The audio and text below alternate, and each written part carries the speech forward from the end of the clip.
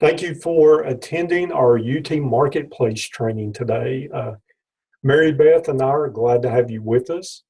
We're going to go through what is the UT Marketplace, how it really affects us in our day-to-day work. A lot of changes, but I think they're all good changes that you're going to like and appreciate. We'll go through sort of what everything is, and then we have a testing environment set up that we can actually go into, and I'll actually demonstrate buying some things, how we go through the process to find them from our vendors, put them in our cart, and to pay for them. If you have questions as you go through today, you can unmute your microphone and ask those. There'll be plenty of opportunities as we go through this afternoon. Also, at the end of the session, I built in time for that too. Okay, so let's go ahead and get started. So what is the UT Marketplace?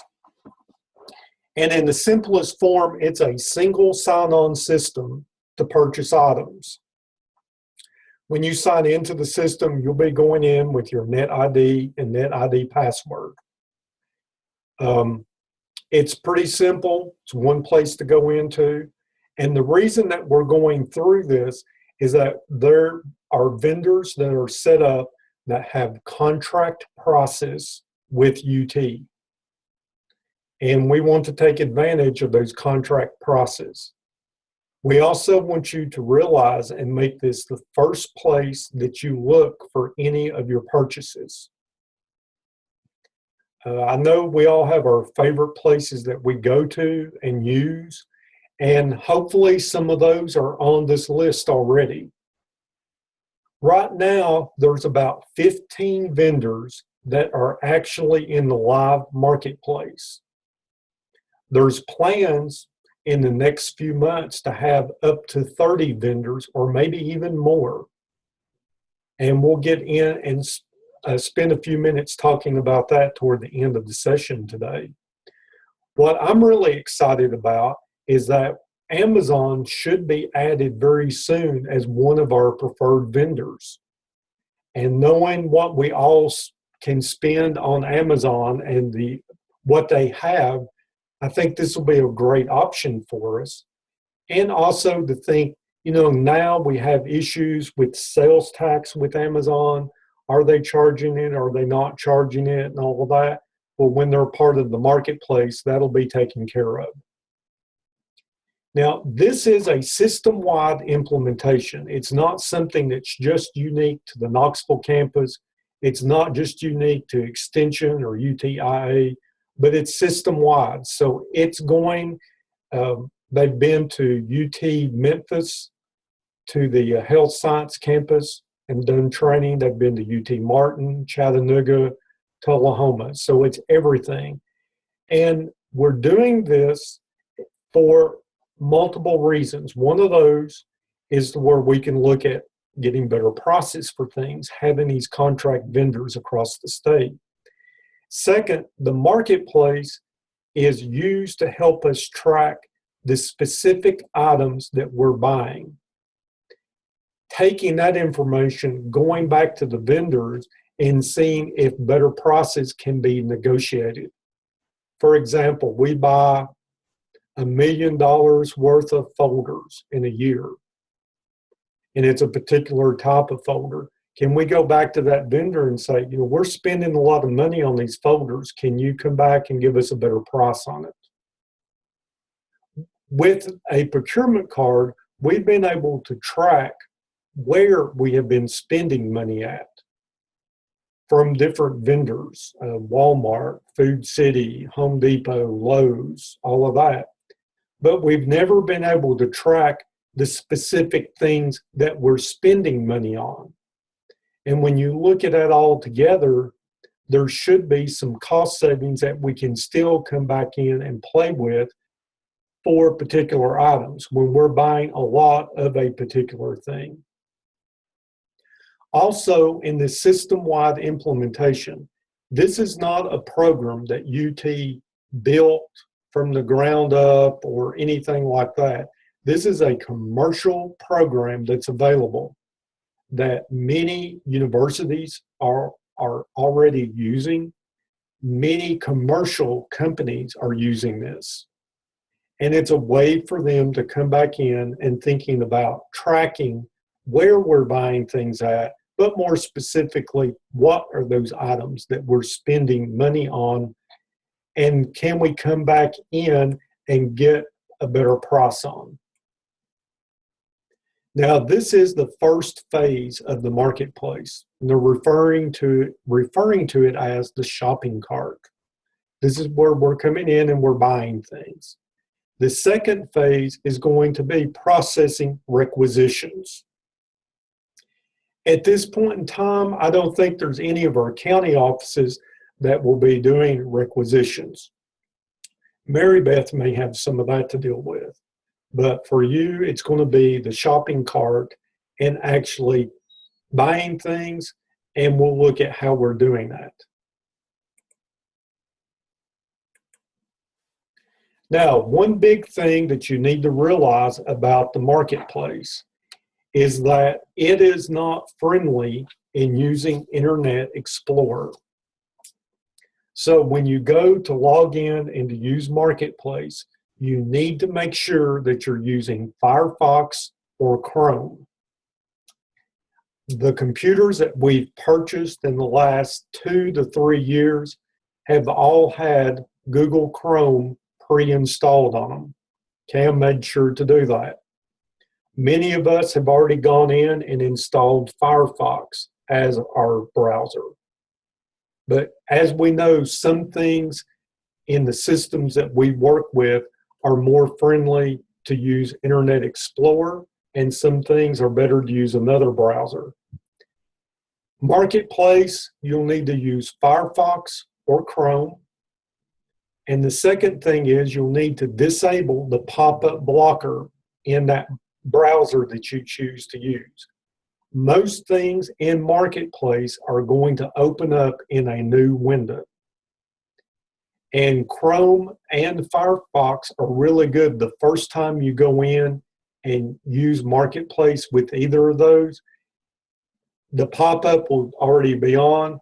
It should come up with a little warning that say that your browser blocked something from the Marketplace. You can click on that and immediately turn off the pop-up blocker for everything on that site.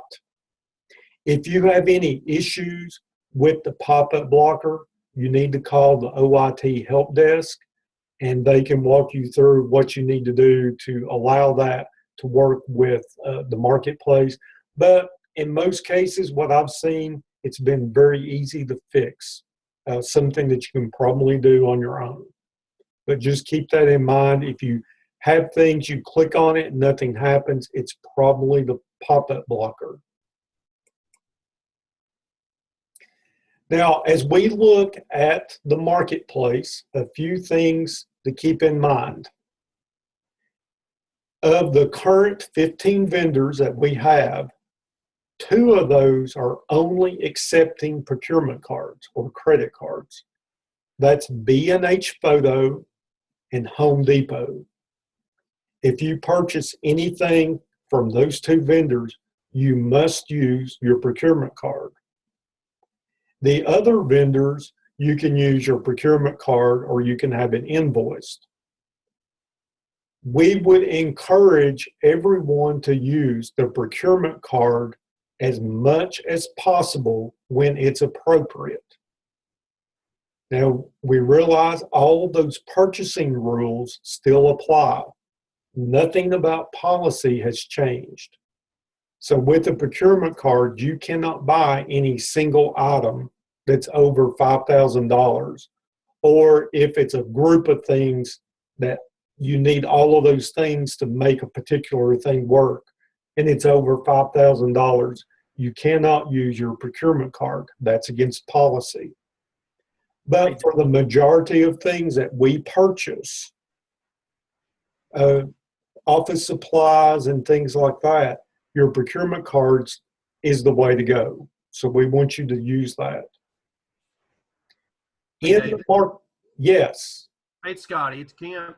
Hey, we're up to $10,000 on P cards now.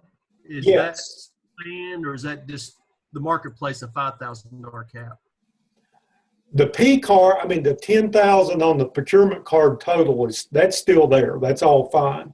It's policy states that with a procurement card, you cannot buy one item that's more than $5,000. Okay. That's the way that we I mean, again, we'll check policy for that, but that's the way that I'm reading it. Okay, policy. It's not a marketplace thing. It's just No, still. no, no. Marketplace could care less. Several things went up to 10,000, but that didn't go up to 10,000. Yeah, many things went up to 10,000, but you can the use one item didn't go up. right. But you can use Marketplace and do the invoicing too. So when you have things that's more than that, you go through the Marketplace and do an invoice, and that's not a problem. Okay. Does that make sense? Yeah, we had different people tell us, like, in a fiscal month or a year, you couldn't spend over the purchase limit with one vendor. Like say the $5,000 in a month at Lowe's. Right. Is that correct? That went up to 10. That went up to 10, Mary Beth said. Per month, per vendor. Right. Right. On a month, but not per year. Okay, that's what we right.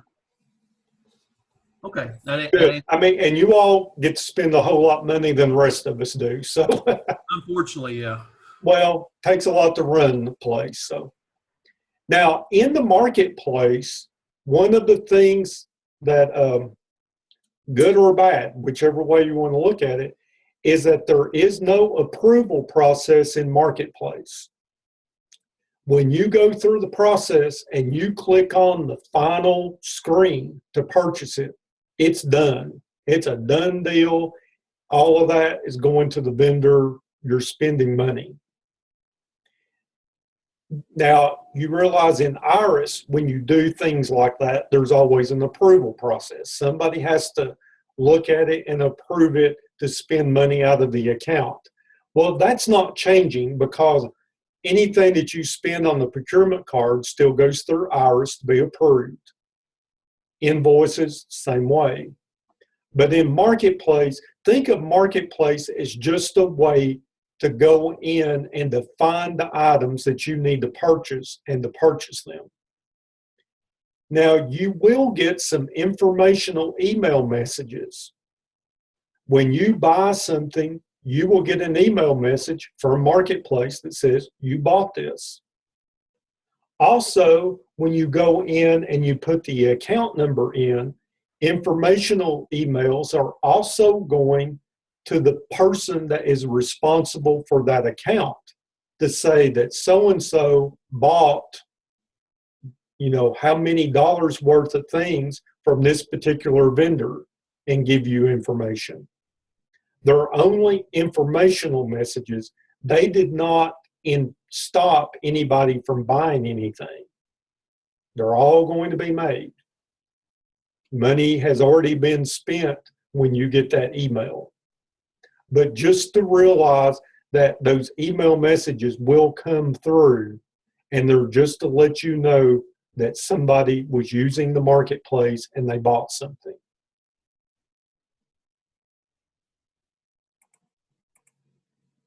Okay, when you come into the marketplace, how do you get to it? Where is it? Well, it's a single sign-on system, and you're going to go to one website, and that's the irisweb.tennessee.edu, and you'll need to spell out the word Tennessee.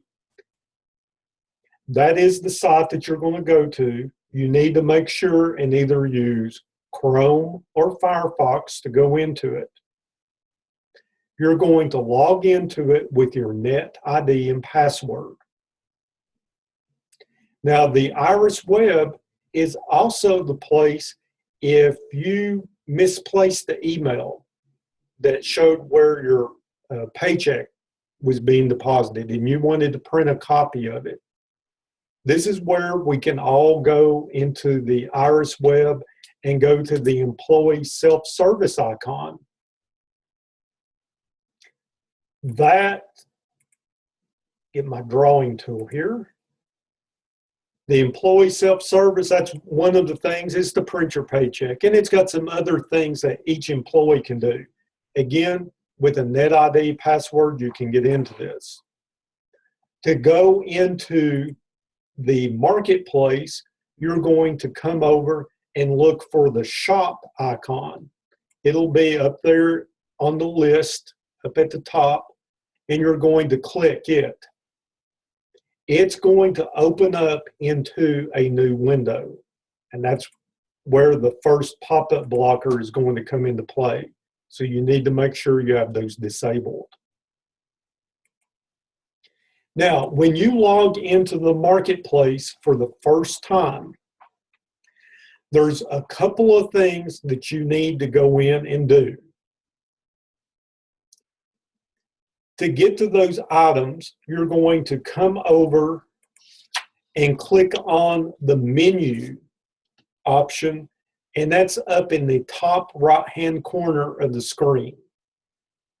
Select menu, you'll go down to the bottom, and you'll have an option that says Profile. At that point, you're going to get the screen that you see here on the slide deck. And there's two things that you're going to need to change. The first thing is looking on the right-hand side of the screen, there is going to be a box that has the phone number. And you need to go in and put this as your office phone number. This is like the default phone number that's on the billing information for the credit card, the procurement card. That should be your office telephone number. You'll need to come in and do that. The second item that you'll need to do is looking over on the right-hand side of the screen. There's going to be a default ship to and a default bill to address. Now, with each of those, and when you go in the first time, they'll probably be blank. But there will be a blue little hyperlink that says Edit. And you'll need to click on that hyperlink. And then it's going to come in and you will go in and you're going to search for your office. The addresses are not to where you can just simply go in and type them in. One of the reasons for that is because they have a lot of that already from Iris. And they're all in different formats. They're all just seem to be different. And they're trying to come in and standardize this. So when you go in and you do a search, typically you can search for your county name, or Scotty and Lacey are going to search for Clyde York. And if your address is in there, it's going to pop up and you're just going to click on it and it will add all of this information into it. Now the question has been, well, my address is not in there. Well, what are we going to do about that? Well, Mary Beth, what are we going to do about that? Well, I'm working on it. I'm about halfway through. I'm setting them all up as UT extension and then your county name. Scotty and Lacey, I will go ahead and enter your alls too. What it is, they want them to be more uniform. We don't want some people putting Blount County Extension Office.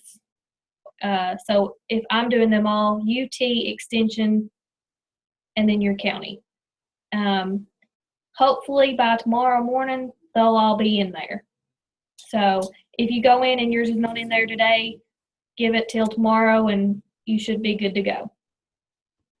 Yeah, so give us a little bit of time.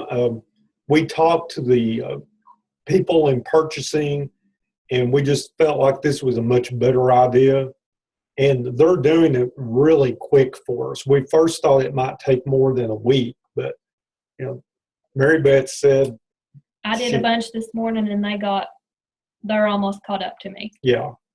So we're in good shape with that. just give us a little bit of time to get that. If there's something that you need immediately, we can skip in the system and go ahead and set that up for you. But again, you'll need to go in, and first thing is to set that default ship to and bill to. So again, it's coming to you. Okay. Now let's talk about, there are two different roles that can happen in the UT marketplace. And all of us are going to be set up as one or the other of these two roles. The first role is a shopper. And a shopper can go and put things in the cart. They can shop all they want to, and they can put all of these things in the shopping cart, but they cannot complete the purchase. They can't take that cart and roll it to the checkout lane and pay for it. They can just put things in the cart. And to think about, as we become more involved in using the marketplace, again, we're just now turning it on and starting it. But the idea behind this is that everybody that has a net ID and password theoretically can be a shopper. And they can put things in their cart, but again, they can't complete the purchase. A purchaser are able to put things in their cart. They're able to do all the shopping activities, and then they can take it to the final step, and they can complete the purchase with their procurement card or to have an invoice done. They can take it all the way. Now, if you're a shopper, you have to be able to transfer your cart to an approved purchaser in order to complete the process. And where they're thinking about that, you know, everybody does not have a procurement card. Everyone is not given the privilege to buy for the university. But there's things that we all need. So a shopper could go in and to put the items that they need for their projects, the office supplies or whatever in, they could transfer it to that purchaser, and then the purchaser could come in and take all of those items from multiple people and put them all together and be able to make that one big purchase. Now, when we talk about purchasing things, you know, all those rules still apply in purchasing. You know, the sales tax and the going over the $5,000 for an individual item. When you buy something from Staples, you've got to have $50 to have the delivery. All of that's still in place. None of it changed. We're just looking at the way that you access these vendors and to be able to go in. Everyone that has a procurement card should already be given the privilege to be a purchaser. You should already have that. If you're not, you log into the system and you have a procurement card and you don't have that ability, you need to send an email to Mary Beth. Now, we realize there's also going to be some changes. You may not have a procurement card, but you're going to get one, or you're going to request one, or whatever. So what do we need to do about that, Mary Beth? If you request a procurement card and you get your procurement card, you know, we're not sure how long this process is going to take yet, but you should get access within a week or so of getting your procurement card. If this doesn't happen, if you will send me an email, or if you'll send your direct supervisor an email first requesting to be a purchaser, and once they approve it, if you'll forward that email on to me, I'll send it on to purchasing and they'll get you set up. But Iris should keep up with everything, but it could just take some time for them to connect. Yeah, it's pulling information from Iris. We know how that works. Sometimes it takes it a little bit longer to go all the way through the system. But if you find out that, you know, it's not what it's supposed to be, we'll work with you, and we will work with purchasing, and we'll get that taken care of. But so far as we've logged into the system, people that are to have the right to purchase things have been correct so far. So we're good. So everybody theoretically can be a shopper, and then people that have the purchase ability will be the purchaser. And we're not going to spend time today talking about the shopper setting up the things for the approved purchaser. I'll get to that at the end of today to show you where that resource is. But for what we typically are doing in extension, we are going to focus on being a purchaser. That's the big thing we'll work on right now. Now we're going to go through an example, and I have got screenshots that I've made, and we're going to walk through an example of buying some things and to actually pay for them. After we do it basically through screenshots where you have all of that information as a handout, I will then go back into our test system, and I'm going to do a similar type exercise and show you exactly how it works and how the screens come up. But in our shopping example, what is nice about MarketPlace is that you can shop multiple vendors all in one place. You can go from vendor 1 to vendor 2 to vendor 3. When you're shopping in the MarketPlace, it's going to put all of those items in your cart from those multiple vendors. And then the MarketPlace system is going to set up to purchase all of those items from each vendor. So if you have put things in from multiple vendors into your cart, MarketPlace is going to be able to look at that and say, okay, all of these things are from Staple. All of these things are from Home Depot. All of these things are from American Paper and is that it? Yeah. American Paper and Twine. And it will group all of those together for you. So when we think about it, you know, you could spend some time set aside and do all your shopping really at one time from all of these vendors. Now, what does this look like? Well, when we come into, and I'm using Staples as an example, you know, traditionally, we have all had to set up an account through Staples link. We've had to go to that site. We've had a unique username and password that we've had to log in with. That gets us to the Staples site. We search for items and all of that, and then we submit the order and process the payment. Well, most of that is exactly the same in MarketPlace, except now you're going to log into the MarketPlace and go to the shop. You're going to find the Staples link, and you're going to go to it, and it's going to go to your Staples page. You didn't have to log in or do anything else like that. It's already done that for you. It's also pulling up all the contract prices. All the contract prices for the whole Staples catalog that we're allowed to buy is going to be there.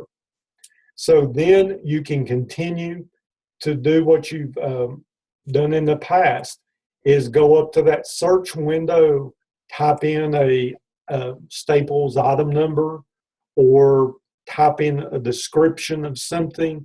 It would bring up those items. You can then click on the item and add it to your cart. You know, put in multiple quantity of a different item, etc. All of that. It's going to come up and put all of that, and you're still in the Staples side. Well, when you've done and you've bought everything from Staples that you need to, and again, remember Staples has the $50 minimum. We still are adhering to that. You'll come in and you'll see that there's your cart, and it'll tell you how many dollars, and it's 4 items. When you click on the submit order, instead of it going to your payment page in Staples like we've been, it's going to transmit all of those items to the MarketPlace, and it will add that to your cart. So in this example, I already had 4 items in my cart. When I submitted my 4 items from Staples, it now made a total of 8 items that's in my cart. Now, at that point, I could then click on the shop button within MarketPlace, and I could go to another vendor and I could continue on shopping, or I could then say, okay, I'm done, and I take my cart items and I go to my checkout. Well, when you go into checkout, or excuse me, when you want to list the items that are total in your cart, and I did some more shopping, so I've got a total of 12 different items. And I'm finding those items by clicking on the cart icon that's in the main part of MarketPlace. Now, when I come in and click cart, it's listing all the items that I have put in my cart. So I see I've got some of these blue medium point gel pens. And they come in a box of 12, and I've ordered 2 boxes. At this point, if I want to come in and change the quantity of any item that I have put in my cart, I can go in, I can change the quantity, and when I do, the update button over to the right is then going to light up to where I can click on it. And then I can update that quantity of the item, and it would update the total price too. The other thing that I can do when I see all of the items that are in my cart, if I went to Home Depot and I was looking at this surge protector, and I'm like, well, maybe I'm not ready to buy that right now. You know, something has changed since I put it in my cart. I can also come over, and in any of those items, you see that you have a delete button. So you can delete that particular item in whatever quantity it was of it. You can delete that from your cart also. So it gives you a lot of opportunities, not having to go straight to that particular vendor's site to do all your quantities. But if you needed to change any of that before you actually place the order, you're able to do that quickly and easily. Now, when you look at all your items and you say, I'm fine, I'm ready to buy all of these items, you come over to the right and you have this item that says convert cart to 2 items. And it's 2 items in this example.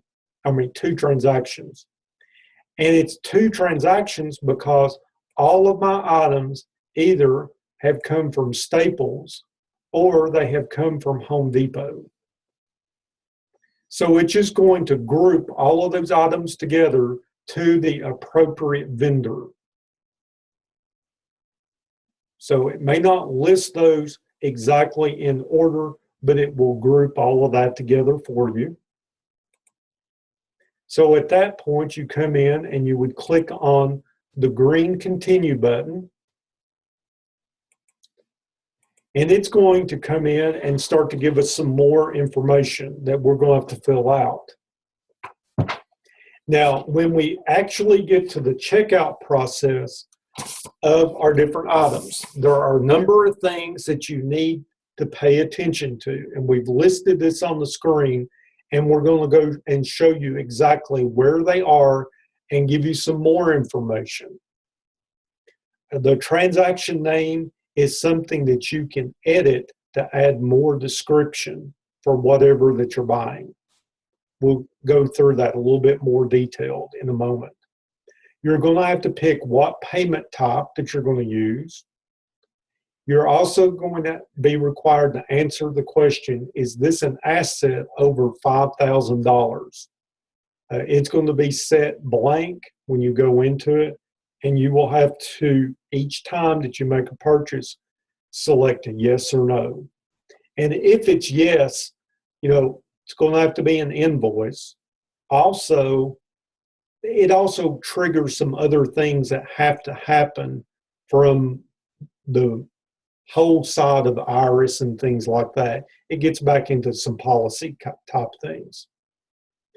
You're going to have a required field to be the ship to attention. Typically, you're going to put the person's name that it's going to. Well, you know, if you're in a larger office, that probably makes a lot more sense. Well, who needs to get it so it can get to that person? If you're in Hancock County, there with Jacob and Anastasia and Kim, you know, just the three of you. So it's probably not going to be that hard to figure out.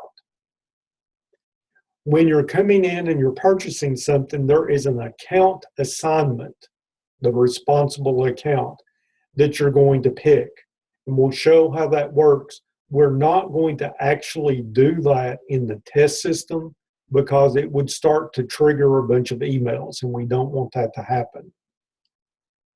Also, you can come in and you can change the ship to or bill to for any individual order.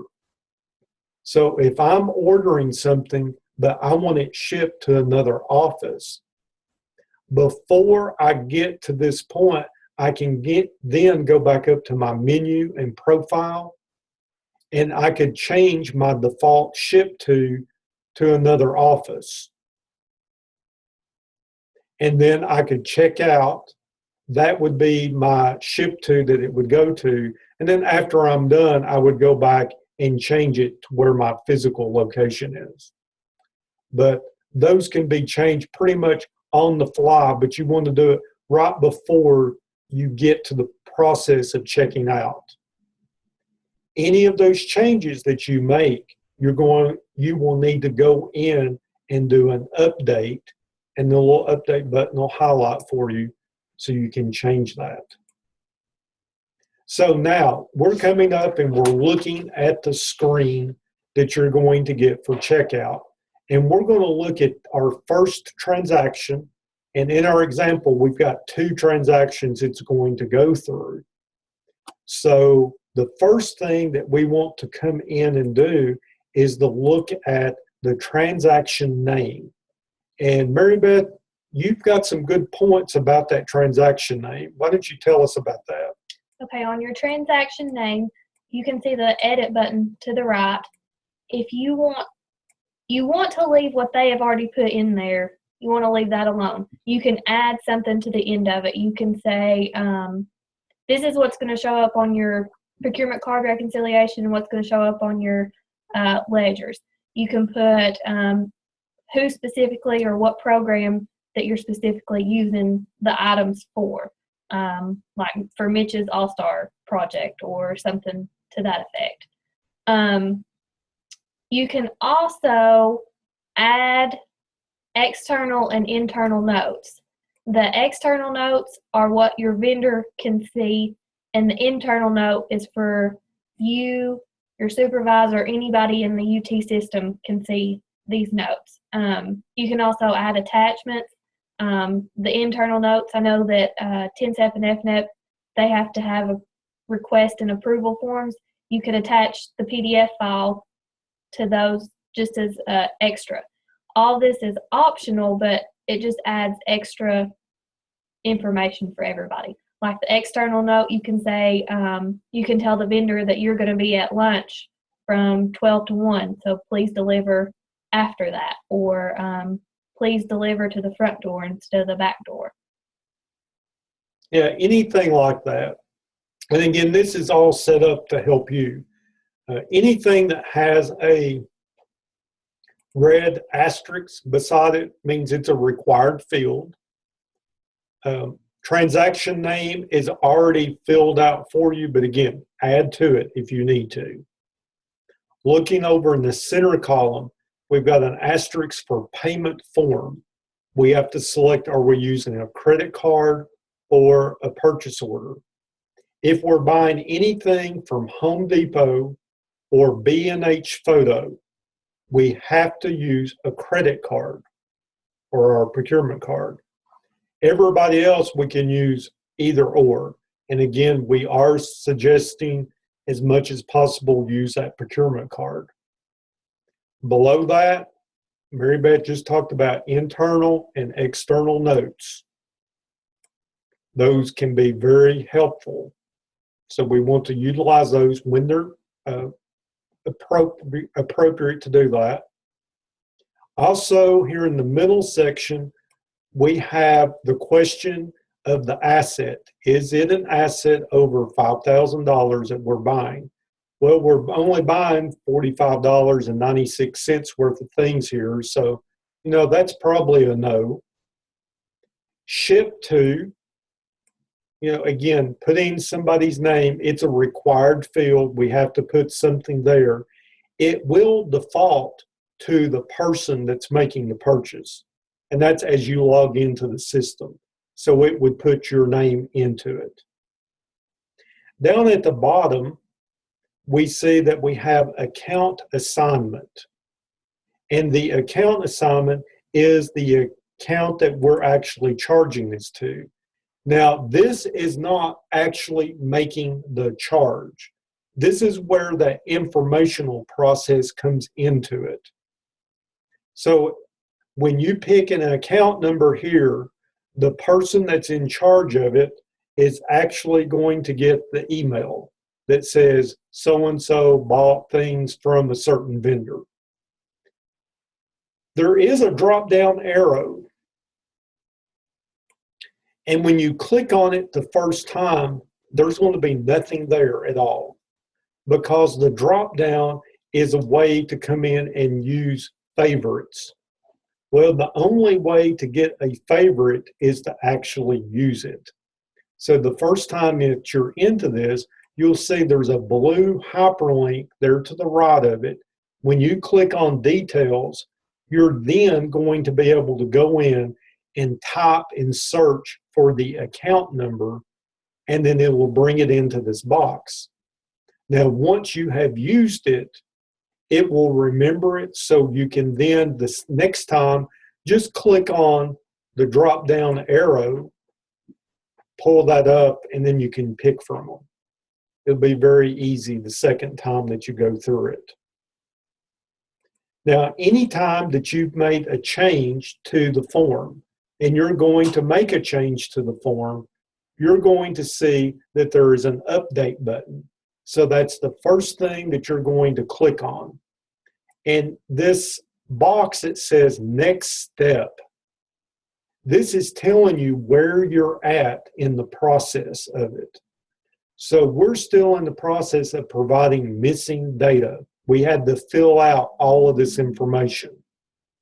So when we do that, and then we click on our update button, MarketPlace is going to look and say, okay, everything is filled out. What's required fields have now been done. We've marked all of that. And then it'll allow you to go to the next step.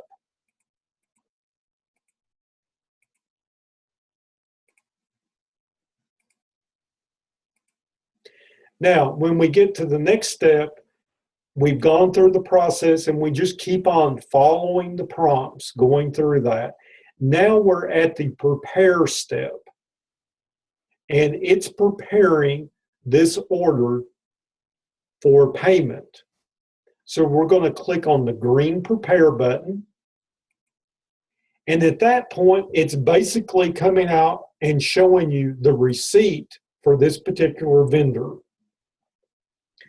What we're looking at is up at the top. This is going to be the vendor. This is who you're spending money with. Down below it, there is your ship to address. So if you saw that, I didn't pick the right one, you could cancel it and then go back, do your editing of your ship to make any changes that you needed to. But again, just realize this is giving you sort of your final look at everything, your final approval. You'll need to come in down at this third section down, and this is where you're going to complete the credit card information if that's the choice of payment that you've used. So it's the name on the card, The billing telephone number that's associated with that card should be your office telephone number. All the UT procurement cards are Visas. You would put in the credit card number. It does not store your credit card number. So you will have to put in the credit card number each time that you make a purchase, and that is because of security.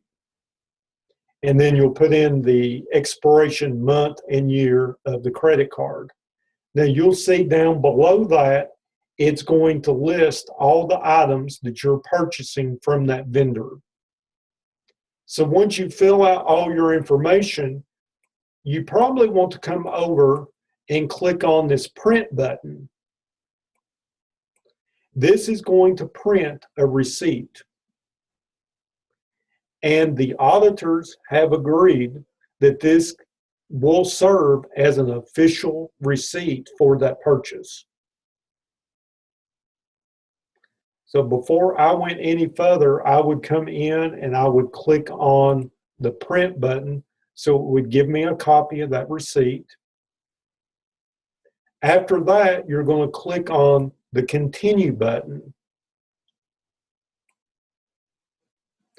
This is where you have one last shot to change your mind. When you click continue, you're going to come up with a pop-up window that'll ask you to confirm. When you click on confirm, that is going to send your order to that vendor. You can't cancel the order now, you're done. You have sent it to that particular vendor, and you've bought whatever the items are that you had in your cart. You've done that.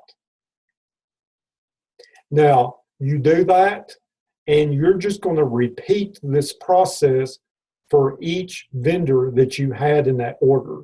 So if you had 2 or 3 vendors, you would repeat this 1 or 2 more times.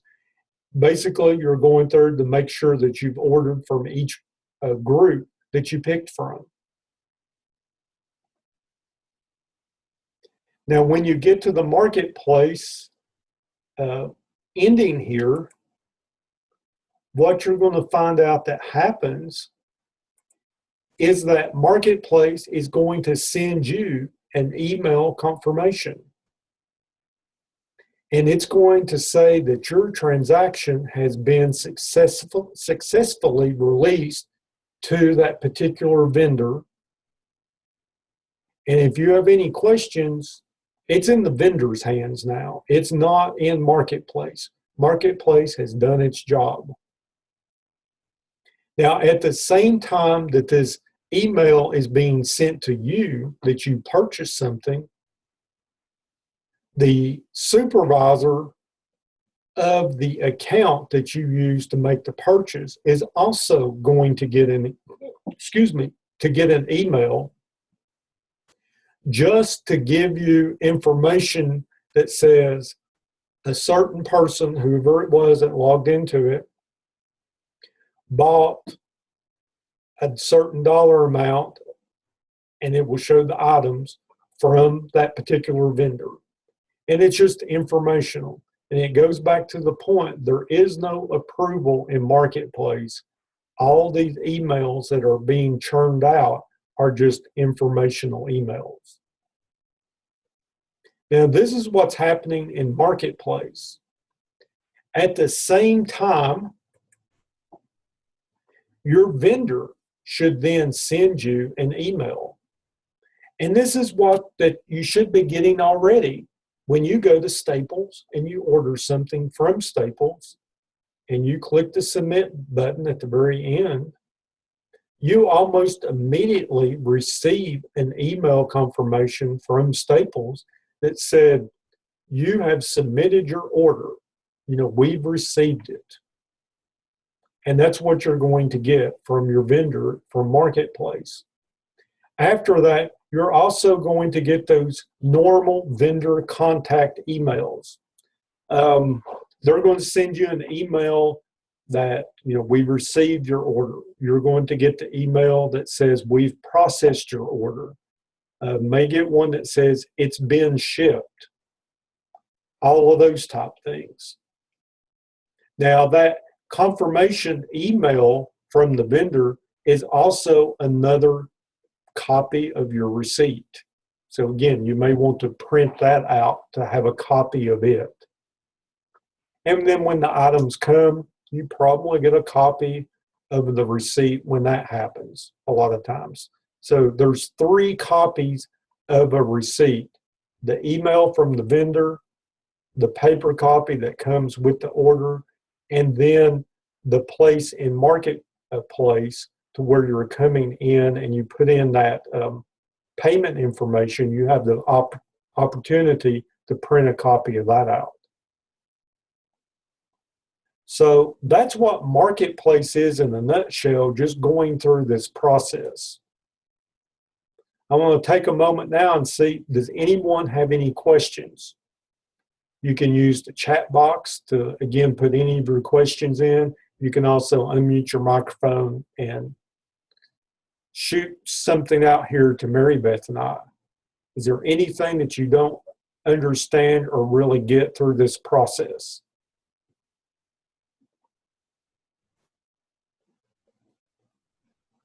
It's not too hard.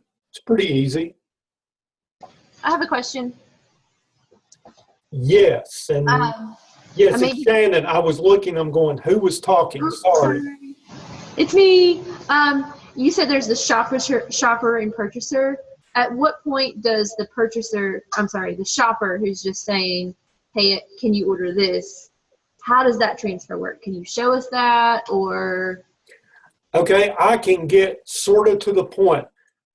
Mary Beth and I, neither one can actually demonstrate that for 2 reasons. Mary Beth and I are both set up as a purchaser in the live system. It looks a little bit different, and there are some things that are turned off that we're not able to show you. The test account that they gave us is also a purchaser. I don't have a shopper account that I can show you. There's some documentation, and I'll share with that at the end of the session where that is, and it shows how that would be, and I can show you where to look at in the test system to, if you are the shopper only, what you'll have to do.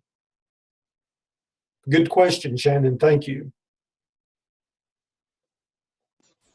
Any other questions? Okay, let me stop out of PowerPoint for get up here. And I'm going to do some screen sharing. And I'll show you 2 different things. First off, I'm going to show you just when I log in as me into the real live system, how you go in and do it. It's really easy to do. Can't see that. Yeah. Yeah, they can. So I'm using Google Chrome in this example. I went to irisweb.tennessee.edu, and it's going to come into a login screen. And you will need to log in with your net ID and password. Okay.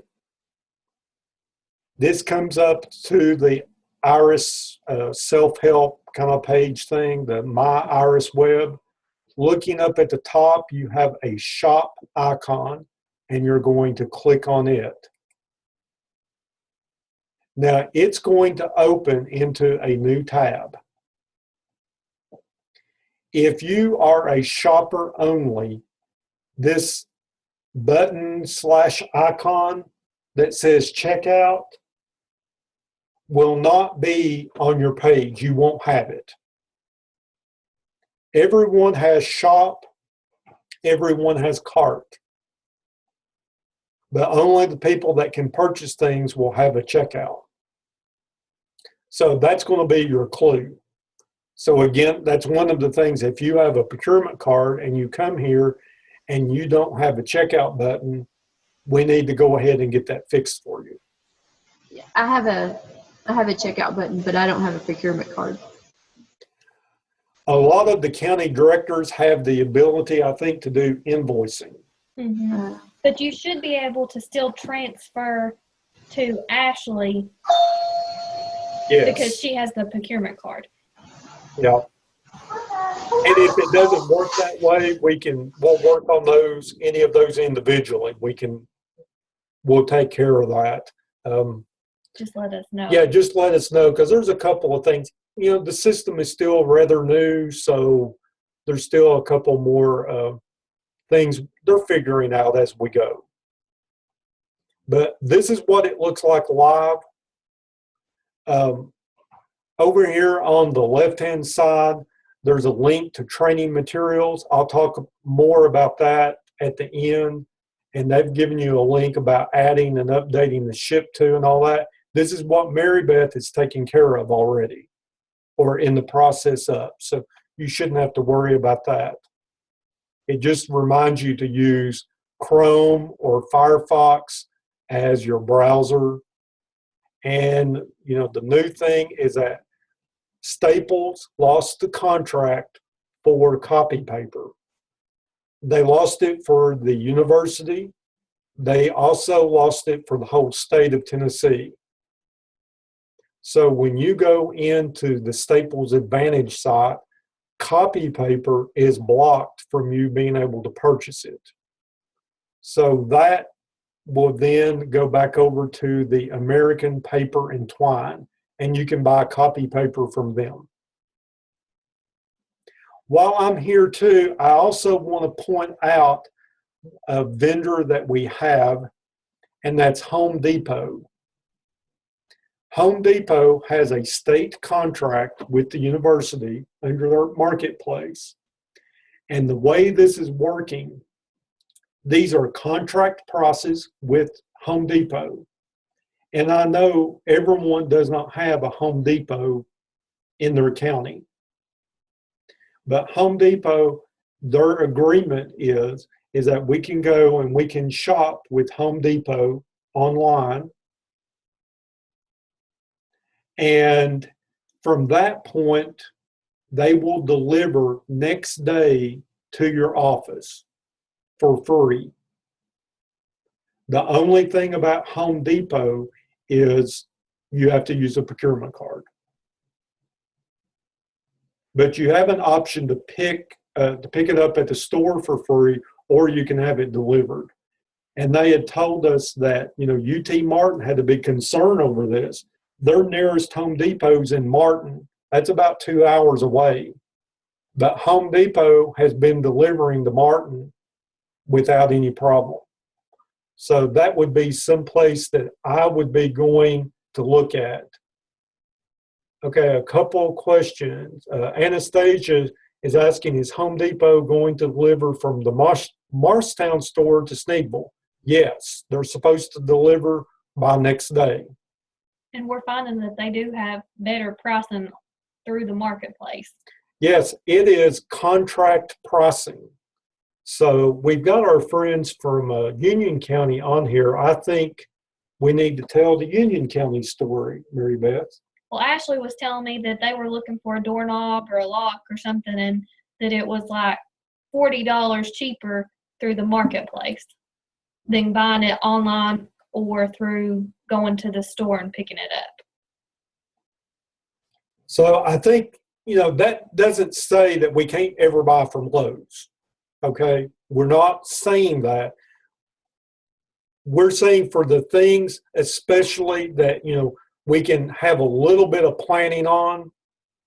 If a pipe burst and Lowe's is where we can get to buy what we need, we'll still do that.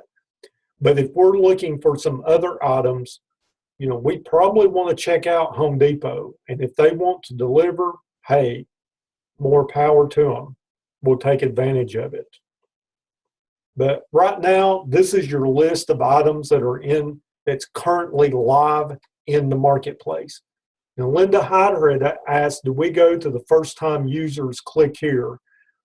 That's taking you to the training materials. You don't have to go through and do that. It's just going through a lot of the things that we're talking about today. Any other questions? So this is real live marketplace as of today. Since Mary Beth and I have been to the training, I know this pocket nurse has been added. Mm-hmm. I think that's probably the only one. What's the Henry? Was that one on there? This One- Henry Shine may One have of been those is added. new. Yes. And again, this is for the university as a whole. This is also the medical school in Memphis. There's going to be a lot of different things that are going to be on here. So, you know, look at what you purchase and things.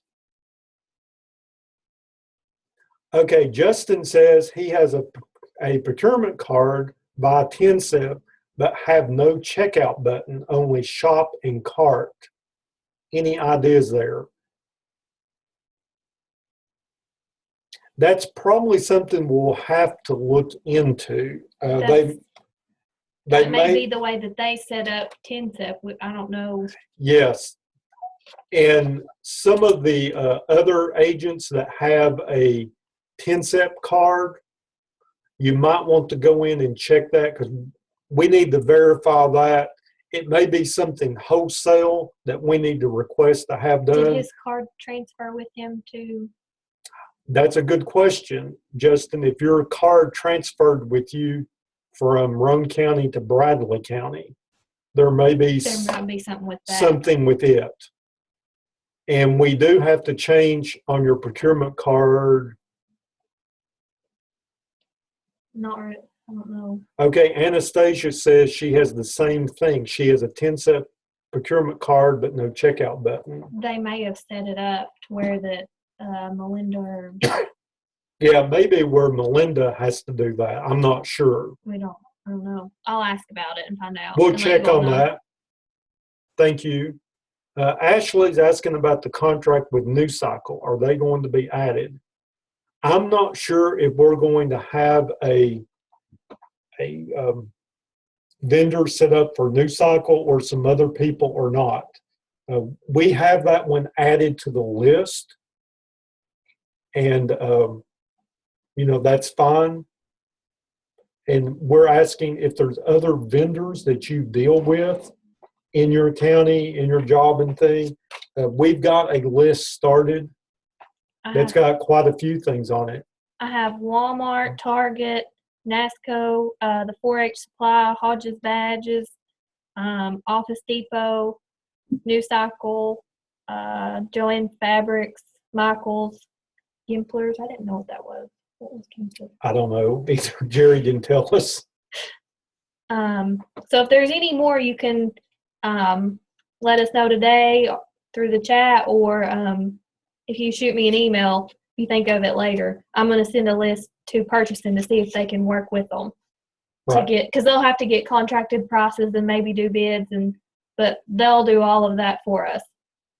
Yeah, and purchasing has, you know, they're wanting to make this as useful as possible for all of us. Ashley saying about Sam's Club would be helpful. Yes, it would, Ashley, but Sam's Club does not take Visa. So they don't take the UT procurement card, and that sort of knocks them out. But I had thought about that, but that's where we get into. Site does their online, which if they do. I don't know. But I mean, we're adding it and we're just going to see what they say. We have a comment from Jody. If we're using county funds, do we use county account numbers and will UT bill the county, or do we need to do a check request from the county and deposit it into the development account? You need to do the latter of that, Jody, is that this is all UT money and funds. Just like procurement card. It is a procurement card. So it's going to come out on the procurement card statement.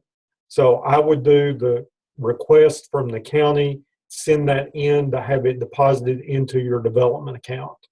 And then the procurement card transaction can be charged over to that.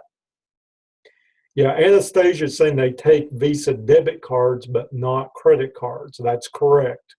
And we have a Visa credit card. This is not a debit. And with some of the issues that some of our users, poor Mitch, I think he's on his third procurement card this year. Yeah, he's having. His is being hacked for whatever reason. He spent $4,000 at the Apple store. Yeah, and he didn't bring me back anything. We just don't know what happened to that. Good questions. Thank you all very much. And again, as questions come through, be sure just drop those in the chat or to unmute your microphone and ask. I'm going to close out of my marketplace right now and bring in the test system.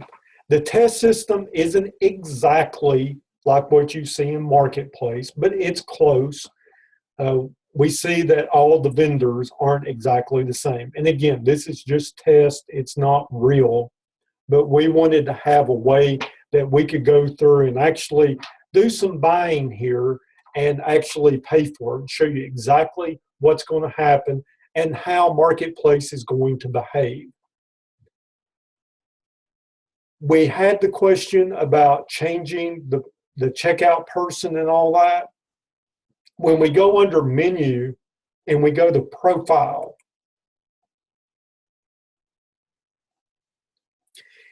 if you have the ability to do the transferring the cart and everything, what's going to be an option for you is looking at the center section. I'll mark this for you.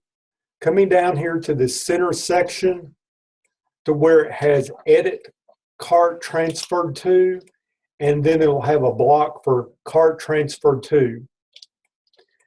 You should be able to come in, if you are able to do this, is to put a checkbox in the edit cart transferred to, and then under that, you're going to put in the net ID of the person that you're transferring the cart to.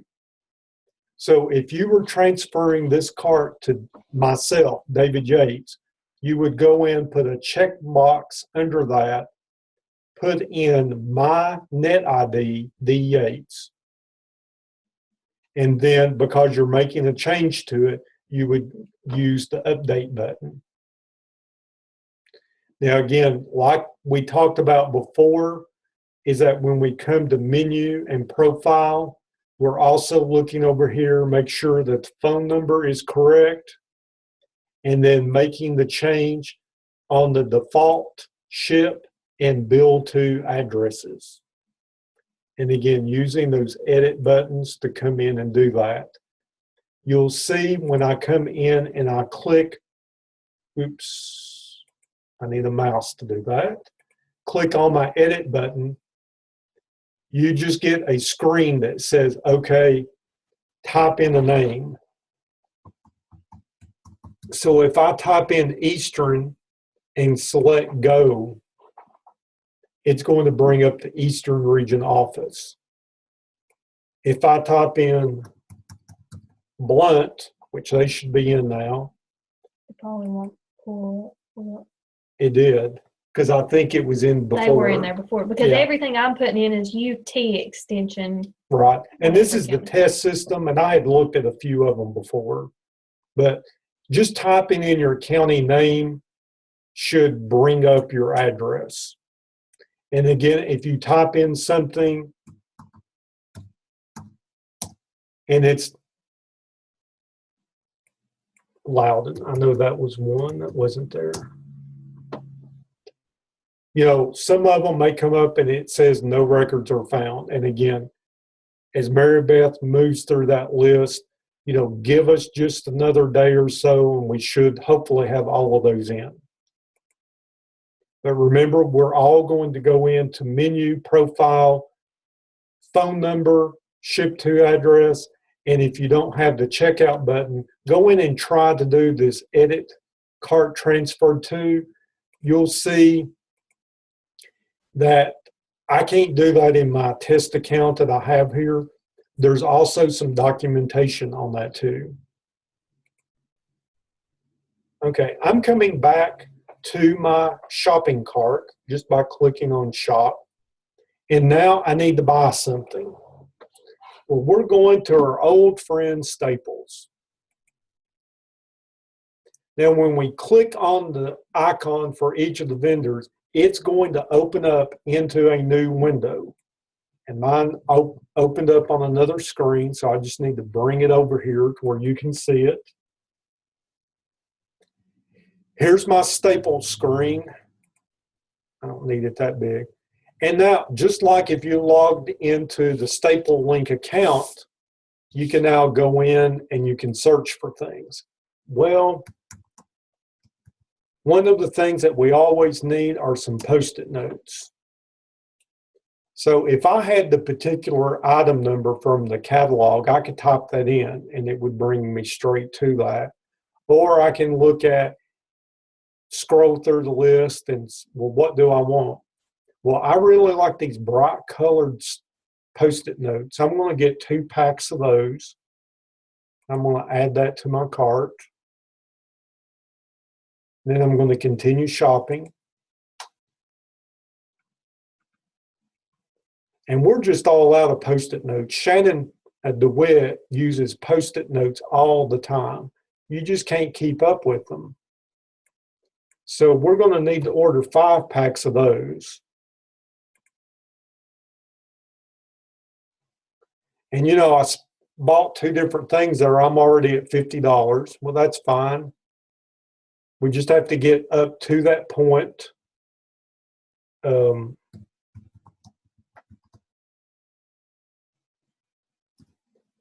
Let's see what note paper comes up with. Well, brings us up thank you notes. We're going to buy some thank you notes for the Honor Club to write out and send out. So we're going to add that to the cart too. And then I say, well, it's also brought up some things, some suggestions for us. And one of those is some Sharpie fine point markers. And I'm like, oh, yeah, I forgot about those. We always need black Sharpies. So I just add that box of Sharpies right in there too. So I've got my items that I want from Staples. Everything's good. So I can come back up, and if I want to review any of those items, just like we do now within the Staples Link site, coming in and I can see the list of all those different items. So now what we would do is that we would click Submit Order. And what will happen, it's going to take these items that I have from Staples, and it's moving those to my UT Marketplace shopping cart. So now we see we had 0 to begin with. Now we have 10. Well, I'm not done. I need some other things just while I'm in the shopping mood. Well, I'm going to Home Depot. So when we come up to the Home Depot page, it's going to ask you to enter in your zip code. So you're going to put your zip code in, and then it's going to calculate where are the nearest Home Depot stores. So you'll probably want to come in and say deliver it, because they'll bring it for free. Pick the one that's closest to you. I'm going to pick the one that's at 9361 Kingston Pike. That's just down the road from our office. I'm selecting that as my store, and now I'm into their marketplace, ready to buy. And you see that this is the Pro Solution Center. This is not going to HomeDepot.com. This is the business side of Home Depot. So I'm here at Home Depot, and I mean, the catalog is pretty extensive. I'm going to go over and look at tools, and look at hand tools and hammers. And I really just want a basic claw hammer. Well, there's one. It's $6.97 each. I'm just going to add that in. after I enter a quantity. So now it's entering and adding that one claw hammer to my cart. I'm going to go back to tools. And I've been looking for this staple gun for years now. I don't know where it went, but I'm going to come in here and look for a staple gun. And I really like this arrow because I know it works good. I'm going to get one of those.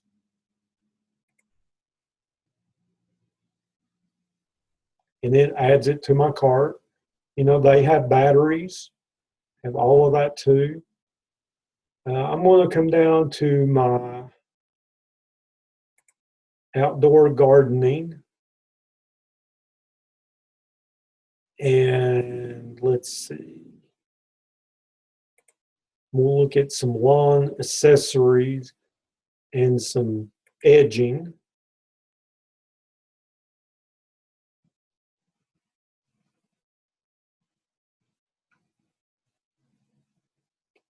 I'm going to get some of this natural cedar edging, and it comes in 10-foot lengths, and I've got about 100 feet or so, so I'll get 10 of those. And again, this is just like any other website that we're using to purchase things. You know, you pick out the items, you put them in the cart. It's easy. When you're done shopping here at Home Depot, I'm going to click the checkout button. And it's going to take my items, and I had 10 items to begin with. Now I have 22 items in my cart. So I'm like, yeah, I think I've bought enough for right now. You know, I happen to be buying from 2 different vendors. You could continue vendor and just keep on buying more things. Again, you need the money to buy them with. Now, I'm going to see a list of the 22 items that I have put in my shopping cart. And there's the first thing, those fine point Sharpies from Staples. And down below it, it's the claw hammer from Home Depot, and then the edging from Home Depot.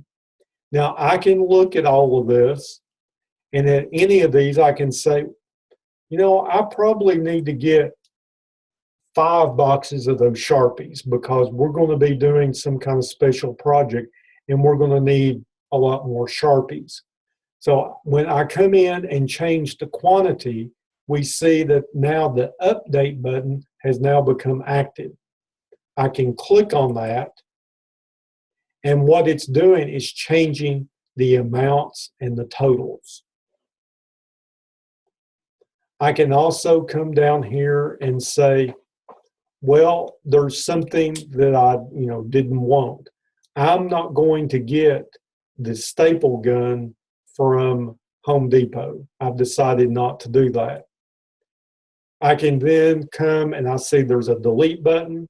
I can click the delete. It's going to ask me to confirm that. I say yes. And now it makes all my adjustments. Now, either going down to the top or to the bottom of the list, it really doesn't matter. You're going to see the convert cart to 2 transactions. Now, it says 2 transactions because I'm dealing with 2 different vendors. If all I had done was buy everything from one vendor, it would just say convert to 1 transaction. If you had been shopping with somebody else and added another vendor, it would say 3, 4, however many vendors that there are. Realize it's just taking all of these and it's now going to combine them. So when I come in and I find wherever my mouse went to, it's acting like it. I can click continue.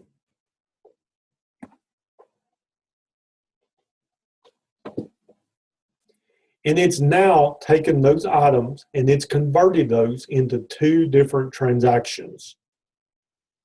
So it's coming in, and transaction one is Home Depot. And I see that as my supplier, and it tells me how many items and how many dollars that I'm spending.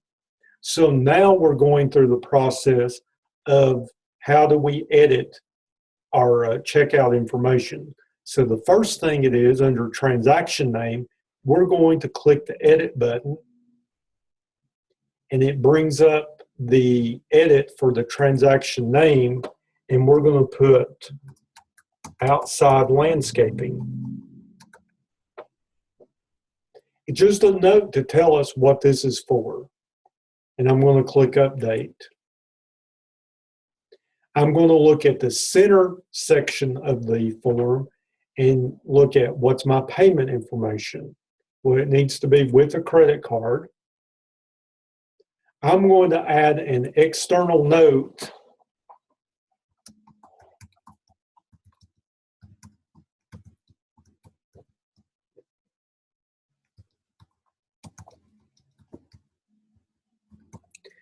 for them to deliver to the loading dock at the back of the building. We are closed for lunch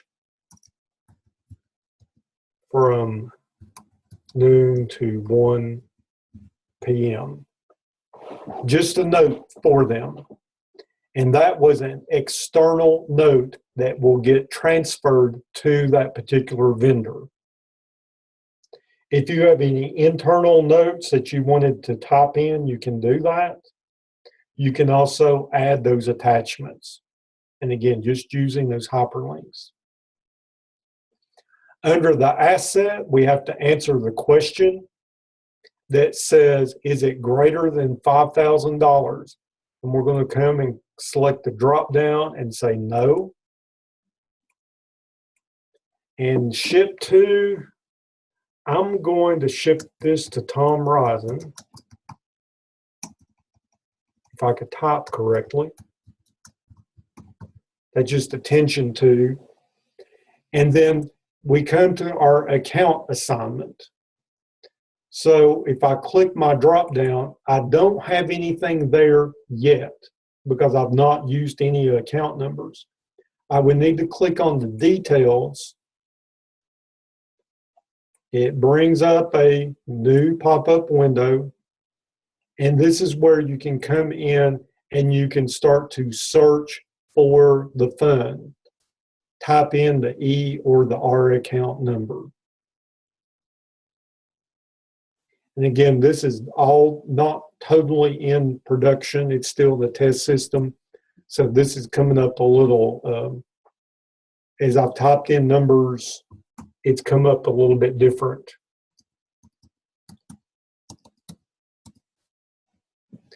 But if I typed in, there's the Anderson County number. I can remember it because it's 001. I'm not going to do this in test because it would start to generate numbers. Looking over here where it says next step, it's pretty neat because I've made my changes. I'm going to click my update button in just a minute, but it's asking you to put in the missing information for the data. So when you have done that, you click the update button. It's asking you, are you sure you want to do this? I'm going to say yes. Now it's checked all that, and now I'm ready to go in and do the prepare.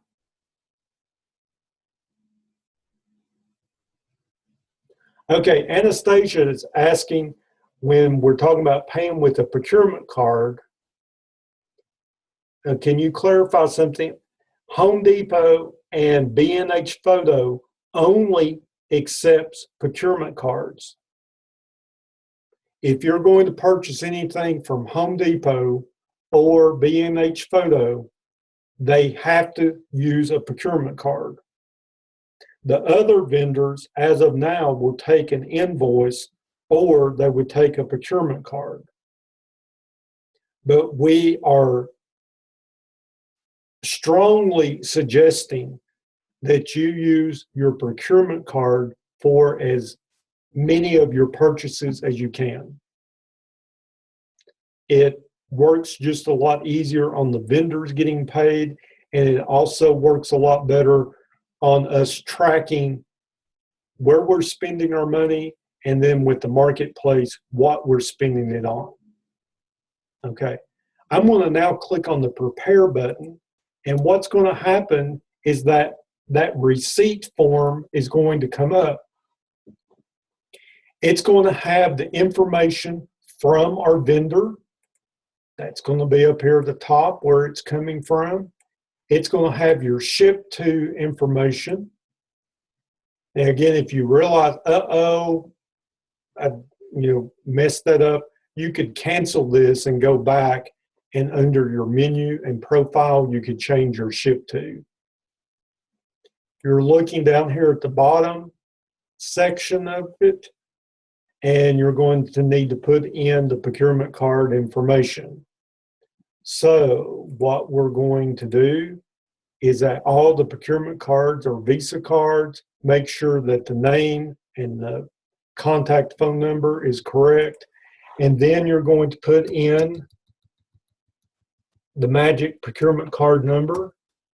Make sure that the expiration date and year are correct. This can also come in and serve as your receipt. So before I would finish it, is click on that print button.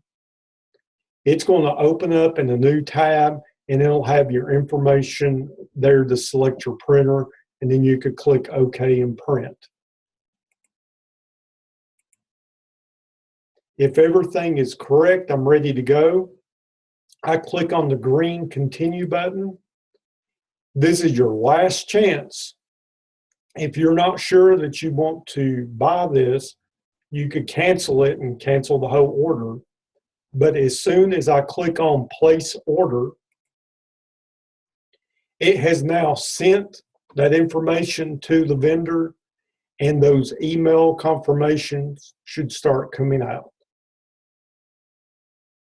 So now I'm going to finish up, and I come back to my checkout, and I see I have my other vendor sitting here. So I'm going to come in and fix this one.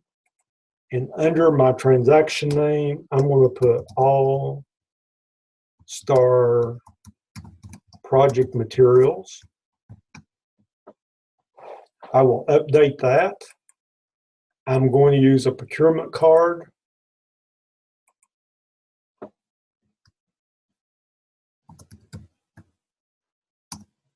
Don't between noon and 1 p.m. Please deliver before 4:30 p.m. Now, whether Staples will read that or not, we can't determine, but at least we've sent that to them. We're going to select that no, we're not doing over 5,000. This is going to Mary Beth. If we had the account assignment, if all of that was working right now, we would make sure and pick our account number. We click update. It's going to ask us, are we sure? Yes. It's going to verify, okay, we've got all the data. Everything is in there. We didn't miss any fields. It's saying, okay, we click on the green prepare. We come back in. Here's our receipt. Make sure our name, phone number, the Visa is selected. It does not save the credit card number. It transmits it securely over the internet, but it does not save that, and that's a security situation. We don't want to have it hacking our number. All of that looks good. I'm going to click on print. It's going to print a copy of my receipt off. I have that. I'm happy. I'm not going to make any more changes. I click continue. Now I need to place the order. I come back out. My checkout is empty. My cart is empty. I've bought everything that I put into it. Now, you don't have to buy everything within your cart. I mean, you could come back and you could have items left in here that you're going to come and buy later. That's perfectly fine. Are there any questions on what we've gone through? Logging into the system, making those default changes, going to the shopping cart to where the items are, going through that process, and then where it transfers it back to the shopping cart in MarketPlace.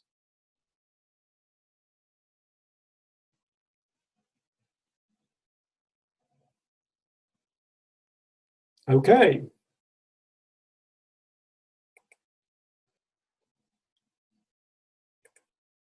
Let me get back into our PowerPoint. And two more things to talk about. And this is a little harder to demonstrate because we really don't have a lot of data in the system at the moment. But there are two things that are built into this. And as we go through the system, they'll become a lot more robust and mean a lot more to you. The first thing is being able to come in and do an order summary. When you go into the MarketPlace, you can select the menu and then order summary. And you're going to come up with a screen that you see here on the slide deck. You're going to be able to search by different criteria to find different purchases. And then the information that you get, you can actually export it out into a report. So what I have done in this example is I've just selected the supplier, Home Depot. And then I told it to search. And what it's done is to bring up all the transactions from the supplier of Home Depot. Now you can look at this by the person who requested it. You can look at this by the account number, by the supplier, many, many different ways to look at this. And it's coming in and it's showing you what the total was. It's showing you the status of the order, who the requester was, the date, lots of things. It's also showing you the transaction. And what you're able to do is that the transactions are all hyperlinks.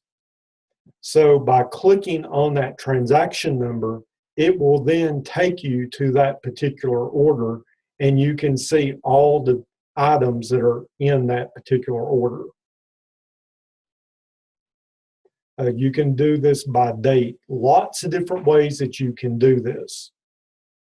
But thinking about, here's a way that if you need to go out and you need to see a list of what has been purchased, by who purchased it, where you purchased at, times, etc. This will give you all of that in a quick summary format.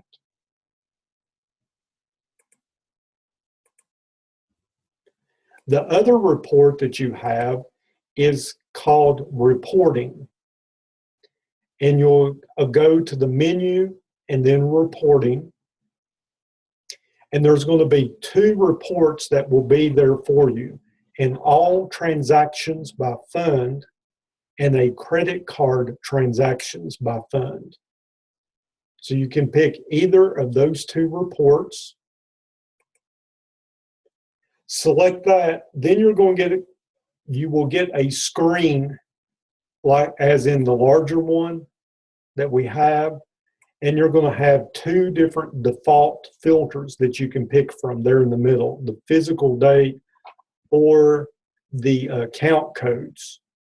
Select one of those, and then it's going to be over toward the left a little bit more, but you're going to want to change this HTML drop down just click on it and come down and pick Excel. You want this report to come out in an Excel format. And it's going to filter the data. It's going to open up into an Excel spreadsheet. Again, do more sorting, setting things up. Now, they told us in training is that running this report by the credit card transactions is that it could serve as your receipt for the auditors. We've not really seen what that's going to look like. There's also not a lot of information in the system yet, so we can actually look at it. It sounded to us like the auditors weren't exactly convinced, I guess, this was the way to go, but they finally agreed to it.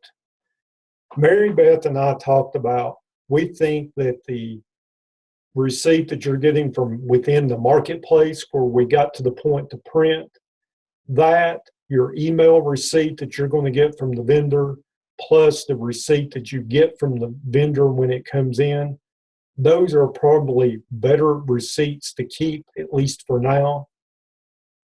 If you didn't get any of those others, this is sort of a fail-safe to come back to. But we just don't have enough in here yet to really see and know what's going to happen. They didn't sound like 100% convinced either. So we're going to leave it at that. And there's more information on this.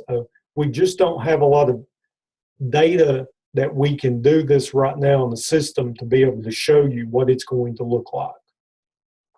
So we apologize for that. But as we get more information and stuff to this, we'll have this to share. So, coming up to where some more resources are, if you will log into, and just in your web browser, go to marketplace.tennessee.edu. This doesn't require any login to get to it. When you click on the training information when you're in the marketplace system, this is the website that it takes you to. There are a number of videos that are on the site that you can come in and you can view. And they're all fairly short, and they break it down into small bits and parts. They're all labeled. So you can walk through and see how different things are done if you get stuck. Currently, there are 4 documents that are also on the training materials site. One, they're all Word documents. One is a changing the ship to and bill to in the user profile. There's also the information about transferring the originator's cart. That comes back to Shannon's question about where do we do that. That information, there's also a video on it, and there's also this document that talks about that. There's information, and it's the longer of the 4 documents talking about just shopping, the cart, and the checkout process. And then there's a document on accessing the order summary screen. So all of that is going to be there under the marketplace, under the help and training materials. Manny is asking a question, how long are the prices good for? Will they constantly change? Or does that vary with the bids of each vendor? From what we understand right now, these are prices good more for the long term. I don't think they're they're not going to change by every hour or every week. Now, Dell might, but other ones shouldn't. If you come in and you price something at B&H Photo and you go to another vendor somewhere else and you find it cheaper, you take print out a copy what B&H has sent, you print out a copy from the other vendor, And then under the resource training materials page, there's a list of all the vendors and contact people for all of them. You can email those people, give them the information and say, hey, what can you do? Also under training materials, there is a list of vendors and a list of potential vendors that they're working with right now. It's not Cisco, it's Kelsan. We know that they're on the list, and they have a huge variety of things. There's a lot of different vendors that they're working with. We'll take our list and submit that too, so that may be changing a lot of things also. But there's going to be, this is not static as far as who the vendors are, but you know, the prices are not changing just on a whim all the time. So it does give you some planning thing to be able to go in it. And if you're writing a grant and thinking about supplies, this would be a good place to go in and to look at the price of all those different supplies. And you could come up with your list like that. You could actually put them in your cart and you would have the description, the quantity, and the dollar amount, and you could print that out to attach to the grant. You could leave them in your cart for a while, or you could delete them back out, and then when you get the grant approval, go back into it. Good question. What we want to end up with is a couple of the questions that we have had is that, when can I start using MarketPlace? You need to start using it today. It starts now. This is not something that you have to wait on to use. We would like to ask you that this be your first point of contact for purchases. You know, when you're needing office supplies and things, this is where we need to go. I would really check out Home Depot and let's see how competitive they are on their prices, and let's see how the delivery goes. They bid this out that they were going to do next day delivery. So I think we really need to put them to the test. And that might be a good thing for Scotty to look at, and Andy too. Again, there's not a Home Depot in either Crossville or Greenville, but there's Home Depots not terribly far away. You may want to start out and see what they can do for you and check those prices. Hopefully they're going to save us some money, and if they deliver for free, that's even better. If you have problems with the marketplace, questions about getting into it,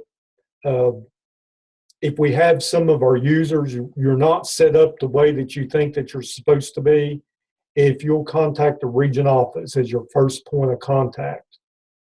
And we'll see if we can't fix that first, and see if, you know, if it's something else, we can direct you to that point. But, you know, questions about going through the process to buy something, how does it work, anything like that, if you'll just let us know. Last thing, I want to thank you for your participation today. Mary Beth and I, we've done our 4 of these already. We've recorded this one. We know we've not got everybody, but we've got a big majority of people. So we'll look at doing another one a little bit in the future, see how this goes. If you have not registered in Super for this, I think I've set this up for 2 hours of training credit. You can either use the link in the email that Connie sent, or you can log into Super and you can search for UT Marketplace Training and you can sign up. The registration for the morning and today's afternoon session is open until noon of the following day. So you have noon until tomorrow. So if you'll just please make sure that you register for that. If you did not get a copy of the slide deck that I used today and you'd like a copy, if you would send me an email and I will get that to you this afternoon. We have just a couple more questions. Was NASCO on the list of vendors? No, but we've It's on got our that list to added. ask. Mhm. And Manny, I'm not sure, you said, would that be Mary Beth? I'm not sure. Oh, for the contact, it'll be me or. Yes, Mary Beth or myself. Jody's asking if Evans Office Supply could be added. All right. They're in Morristown. Linda Hyder's asking, are program assistants supposed to see this? Are you asking me, are we supposed to be hiding information, Linda? I mean, this is open for everybody. I mean, program assistants do not have procurement cards, okay? This is where we got into not being as sure of. Yeah, who's to do what? Procurement cards, where we're starting this at, are people that have procurement cards. They need to know this right now because they're buying things. So that's where we want to start out. County directors, some county directors have a procurement card, so they need to know this too. Also, county directors are going to be getting the emails about the notifications for things too. So we don't want you to be surprised over all of this. But, you know, the program assistants aren't going to be using and completing the purchase. But if they wanted to go in and to have this to set up, you know, to put things on a list, to transfer to someone in the office, you know, they could do that.